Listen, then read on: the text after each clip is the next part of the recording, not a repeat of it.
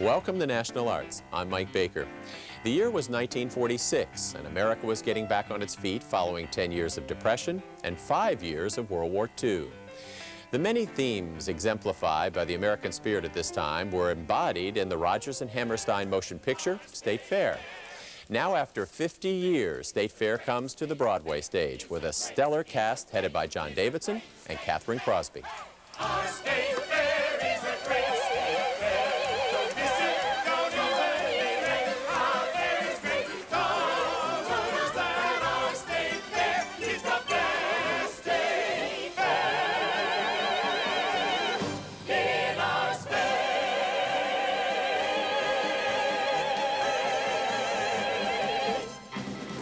The show is about a family going to the State Fair and what changes their lives, the power of a State Fair on families, on people. I read the autobiography of Amelia Earhart, who was born in Iowa, or lived there anyway when she was a kid. And she went to the Iowa State Fair in 1907 and saw her first airplane. And Amelia Earhart, the aviator, she credits that with the seed that made her want to be a great aviator. Saw our first airplane at the Iowa State Fair.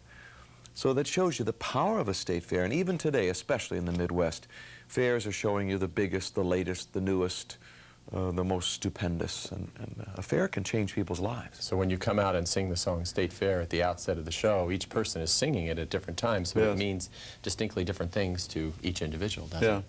Our State Fair is a great State Fair. Isn't that a great song? It's great. Isn't it a great song? Very simple. Yes. And matter of fact, I had trouble learning it. I thought it was Our State Fair is a great State Fair. Don't miss it. Don't. It's Even be late or whatever. Our State Fair. Don't. I don't know. I got the melody wrong. It is such a simple little melody, but like so much of Rodgers and Hammerstein, it's simple but so right. It's economical. Oscar Hammerstein's lyrics are economical. Just the right thing at the right time, and the music is the same way. Sweet talk of mine, sweet talk of mine. Some of the other songs that you have employ the barbershop quartet, which we don't see an awful lot. We see it in Music Man, which is a piece that you did, so you got to do a little barbershopping there. But there's a lot of barbershopping going on in this piece. Yes, we call ourselves the Four Boars, naming us after the pig. But it is sort of a barbershop-y group. We sing Sweet Hog of Mine. Friend, you're more than just a friend, loyal, loving to the end, sweet hog of mine. Warm and soft affection lies in your teeny-weeny eyes. Sweet hog of mine, sweet hog of mine, sweet hog of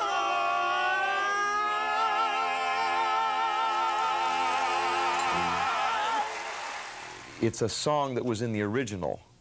There are about 6 songs that are from the original 1945 musical. Only Rodgers and Hammerstein score ever written for film. And then 6 others, like Boys and Girls Like You and Me, which I sing in the second act with Kathryn Crosby. They're a beautiful song that was in Oklahoma, but the kids were too young. It's a song that they found has to be sung by a couple looking back on their lives. We go on. And songs and kings and many things have their day and are gone. But boys and girls like you and me, we go on. It's a wonderful thought. Songs and kings and many things have their day and are gone. But boys and girls like you and me, we go on and on. I'm very proud of the show and its effect on an audience. It also has these Socko dance numbers that, like Iowa, that are real strong. Some people, when they first hear about State Fair, they think, oh, it's going to be another Meet Me in St. Louis, which was a very sweet musical and very beautifully produced. But this has, I think, more heart to it and more, more reality and I think the script is better. It's a better story. Not to mention the barley, wheat, and rye. I-oh, for her ham and beef and lamb, and your strawberry jam and your pie. If highway is your home, you're a fool, 'cause there can't be any better home for I-O-W. There's a lot of similarity between Oklahoma and this show. I think they set out to create another Oklahoma 2 years after the original, 2 or 3. The number IOA sounds like Oklahoma. I've an Ivory bottom too, Yes, it and does. an Ivory corn I'm fed, not to mention her barley, wheat, and rye. Iowa for her ham and her beef and her lamb. and we IOW, IOW, IOWA. Sounds a little bit like OKLA, HOMA. Yes, it does, doesn't it? But it's okay because the melody's so different. And boy, last night at the opening here, that just killed them, just knocked them right between the eyes. Pretty powerful stuff. When I go out walking with my baby, it's such a lovely piece. Essentially, you're really recording your wife, aren't you? Yes, and it's a scene where the kids are watching us and laughing at us because we all. It's weird to us to think of our kids, of our parents, as ever being romantic or being silly with each other. And this is a moment when the parents are being silly and strutting around. It's my most fun number in the show. I understand there's this competition, Kathryn tells me, of the cakewalking and who can kick the highest. Is that true? It's not a competition. There's no, I mean, she thinks it's a competition because I kick higher. Actually, I thought it was pretty even myself. She seems to feel she was just a tad higher, but it Depends looked on which night you saw. That's true. It looked pretty even, and I might add, John, you were very spry in that number. Very spry. It's fun. Randy Skinner, our director slash choreographer, gave us fun moves to do. And that's a number also where I have to fight having too much fun. If John Davidson has any problem with this show, it's that I have too much fun. And that's a number where I get carried away often. When I go out walking with my baby, stars are dancing in my baby's eyes. When I do the cakewalk with my baby. John does a splendid cakewalk, and I kick higher than he does, so there you go. But we sing. He's endeavoring to get to where Oh, you he's are. trying. We have a big contest going on every night. But we have a wonderful time. Take it home, honey.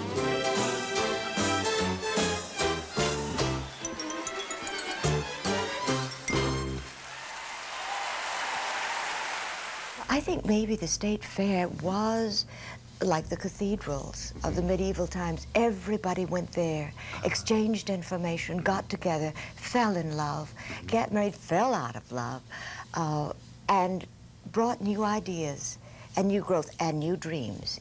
I only won second in the sour pickles. Maybe next year first. Maybe there's a change we could try. Or maybe I saw a new hat or a new pattern. I can try that in the little imaginary town of Brunswick. When I saw the scrim at the beginning, and it said 1946, Yes.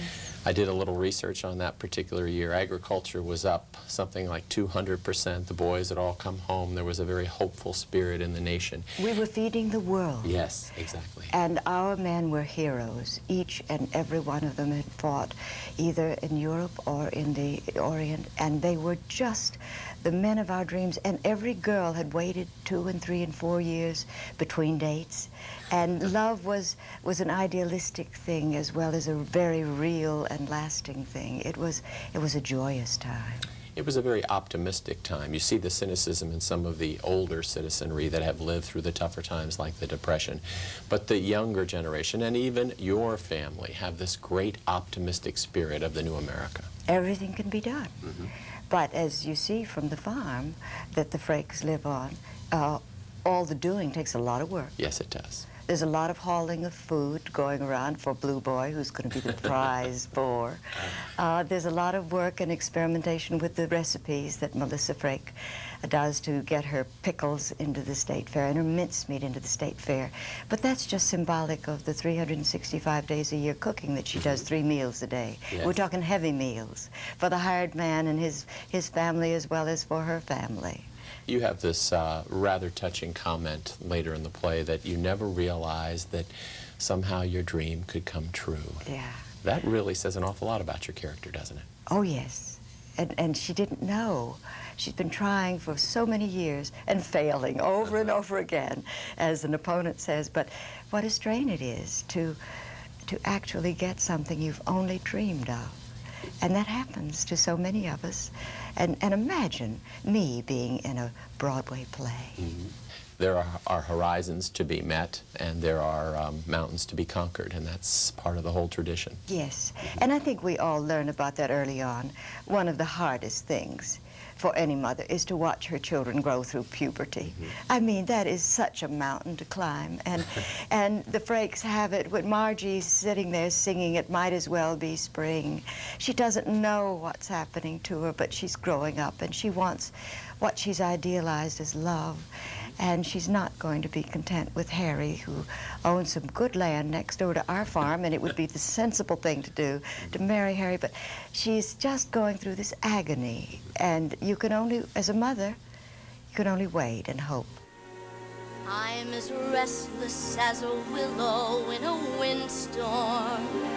I'm as jumpy as a puppet on a string. I'd say that I had spring fever, but I know it isn't spring. And the son goes away and meets a glamorous older lady and has such an adventure, but realizes that the girl next door is right for him. And you know, in '46, most people married the girl next door, literally. Literally, we studied, they had a whole year's worth of Life magazines at our rehearsal.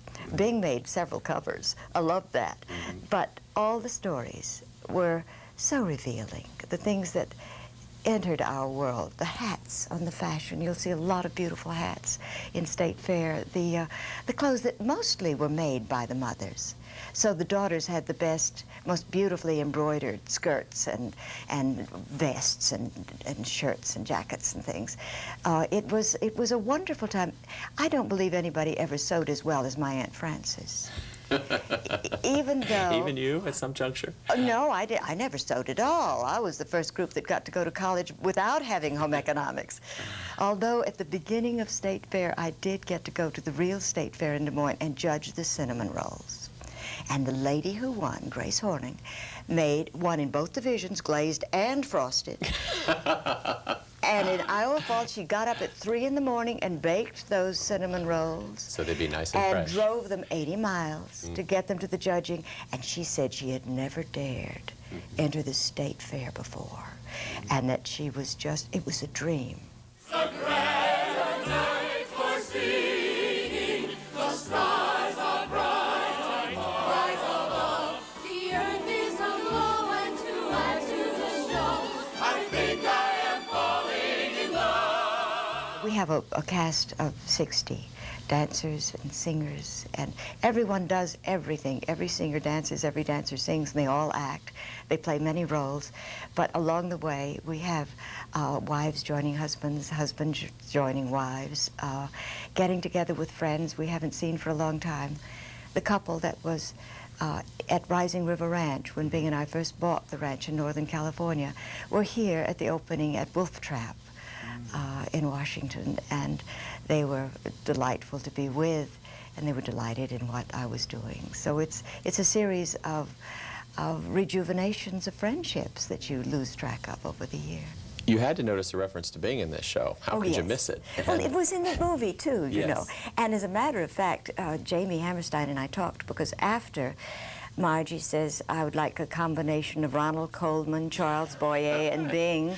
Boom. Ronald talked to her, and Charles talked to her, and then Bing sang to her.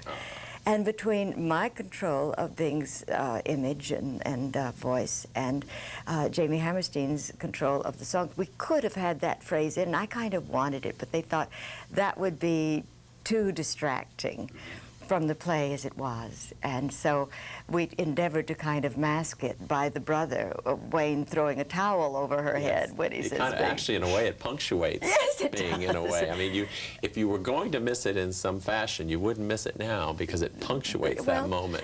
And it's a special moment. You couldn't have known 1946 without knowing Bing. Yes, that's very true. With his USO shows, all the soldiers knew him and Bob.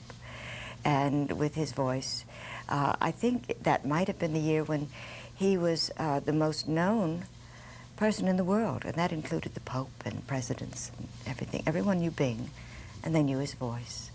And the man that they knew was pretty wonderful. I think that's exemplified in the popularity of the books that you wrote. Oh, thank you. Yes, I did write, when the children were very small, Bing and Other Things, which was sort of a takeoff on Know Your Toes and Other Things to Know for children. But then the second one was My Life with Bing, and I've written the first half of that, which stops in 1965, and I've written much of the second half of that, but I don't know if I can finish. It's very painful toward the end. You know what happens, of course. He does die. We all die. Yes, we do. But he was very special to live with. You won't say leave and you won't say whoa. But you kiss me once and around I go on the merry-go-round. I'm dreaming of a white Christmas. With every Christmas card I write, may your days be merry and bright, and may all your Christmases be white.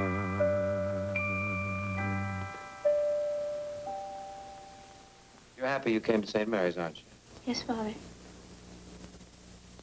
To be glad you're alive. To be grateful because people are kind to you. To be able to see some of nature's great wonders. The budding of the flowers in spring and the changing of leaves in the autumn. To be able to appreciate beautiful music. To be conscious of the beauty of tasting and feeling and hearing only the things that are good for you. To be aware of why you're here. He was everybody's father in a way, a very comfortable celebrity for everybody to appreciate and everybody to love, and his songs were always an integral part of family celebrations. He was very easy, and he was a joy to work with, I must say, to live with. That's very personal and quite wonderful, but when he let the children and me be on his Christmas shows, for example, he treated the children with the same respect he gave to all the other stars that were on the show. And that was very special in their lives, and mine too. My job, however, was to keep them alert, pleasant, polite, quiet.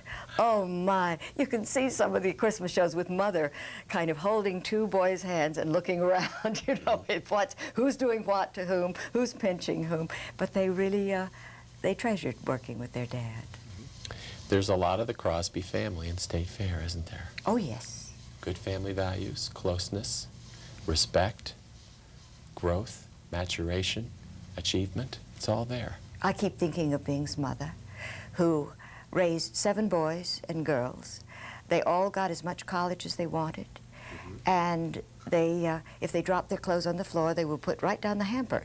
And they only had one suit for Sunday and one suit for the day, for the week when they went to school. So she was a strict but a devoted mother, and she got Bing to the swimming meets where he won a string of 7 medals that I still have. And she got him to sing for the church groups. And all the boys made fun of him for being a sissy till he took his first check for $10 to the bank. And he was big and time. my mother taught school, and She was a wonderful cook. I remember her bare feet padding down the stairs in West Columbia and throwing handfuls of flour and everything to make the fresh biscuits for breakfast.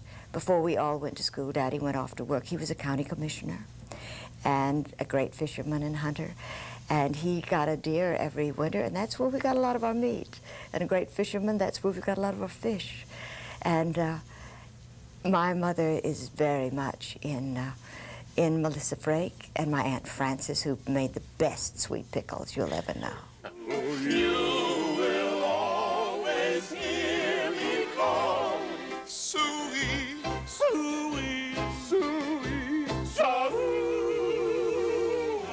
John, I know it's not because you want to be upstaged by a rather large boar, but I understand that some of the live animals have had past transgressions that the cast just couldn't tolerate. Is that true? Here's what happened. We made a commercial for State Fair using a live pig. And it was just a little piggy wiggy, this cute little thing. But this thing peed on me. It pooped on me. It threw up or spit up something over my shoulder. And it was just the most smelly, and it was clean. She said, well, we've just given him a bath. And there was Twinkie, I forget what they called him. But it was just uncontrollable. This squealing thing with just spewing out of every orifice of his body. And so it was then, I used to be pushing for a pig. I wanted a pig in the show. I thought the story was about the pig. Turns out, the story is about the family. That's where I missed it. And we don't need a live pig. You get the feeling that that we're loading up a pig. You hear a pig, you see us pantomiming a pig, and there's a thing in front, so we're faking it. But the pig isn't important. No, it's not. And we don't miss the pig. No, I don't miss the pig at all. Sweetheart of mine, sweetheart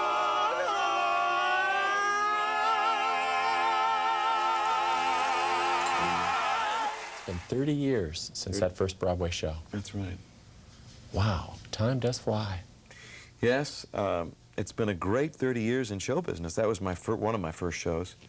Bob Banner, the television producer, saw me in that, and he had just brought Carol Burnett to television from Broadway, and he wanted to find a guy. Here's Carol Burnett, now let's do the same thing with the guy.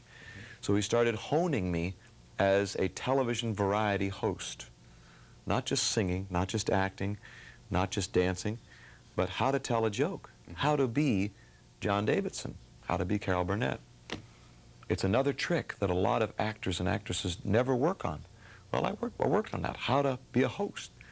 And it was the best thing that ever happened to me because it pointed me towards, a multifaceted career. I remember first seeing you, my family, as a summer replacement series on the Kraft Music Hall. Yes. That was one of the first times we ever saw you. 1966. Just supposed to be a couple shows. And then all of a sudden, you took off. You were the new star of television. Sort of. Yeah. That was my first show. Everybody wanted you. No, not true. No. I was just a summer replacement show back then. Let's get this in perspective now. But it was almost initial stardom for you. Yes, I was put on as the host. Boom, here he is. Well, it's because of Bob Banner, who wanted to create a television host.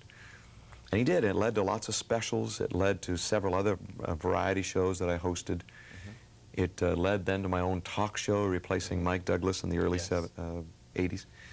So that was the aim of my career. We set out to be a quadruple pitchfork. Singer, actor, well, whatever, recording. I made 12 albums as well, but also as a television personality. Did you ever have one that you preferred doing more than the others? I think, when all is said and done, doing my live show as John Davidson is probably my favorite thing. I have total freedom. I can create this character of John Davidson who just can go anywhere. I do this in Branson, Missouri. For the last 4 years, I've been performing in Branson. And whenever State Fair is over, I'll be back in Branson performing.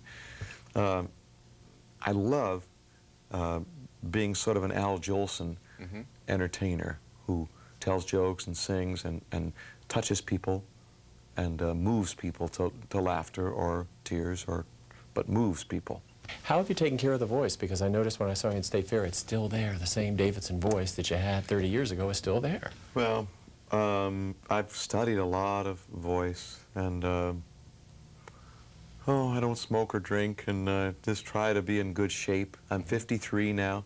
People seeing me now might not recognize me from Hollywood Squares and from That's Incredible. I let my gray hair grow out. I've been dyeing my hair for 15 years. I've been trying to look like Dick Clark for 15 years. I finally give up. And so this is really my hair. It's a great color. And I think I'm going to leave it gray and just be 53 and 54 and 55 and keep going.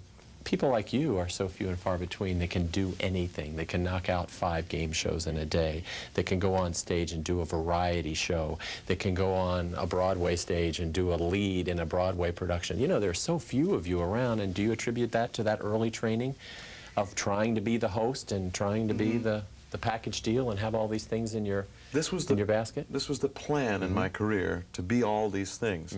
And it might be confusing to people. I'm sure some people say, what is a John Davidson? I mean, people who care to spend time thinking about that. Better you should be thinking about the elections or Bosnia or something important. But what is a John Davidson? Is he an actor? Is he a... I did a wonderful show on PBS early in my career called John Dos Passos USA. Directed by George Schaefer, who did all the Hallmark Hall of Fames. So if a guy can be on PBS and then turn around and sing rock and roll songs and then, you know, host the Tonight Show and then do a game show and then do a Rodgers and Hammerstein Broadway, so what is he? Well, I don't know, but it seems to keep me going. And it seems to keep you happy, doesn't it? I like variety in my life. Yeah. I like challenges. And this was a challenge because State Fair is really a new show. Even though it's based on an old movie, or several movies, it's a new show. I'm creating this character, and so that's a tremendous challenge, and it's an event. It's the last time you'll have a new Rodgers and Hammerstein show going to Broadway. And so I wanted to be a part of that. That's why I left Branson to come do this, because the excitement of going to Broadway, and it looks like we're going to Broadway. We hope you enjoyed witnessing the birth of a new classic in the literature of the musical theater. Should it come to your area, don't miss it, don't even be late. Until next time, remember, art was meant to be appreciated, so you be a part of it.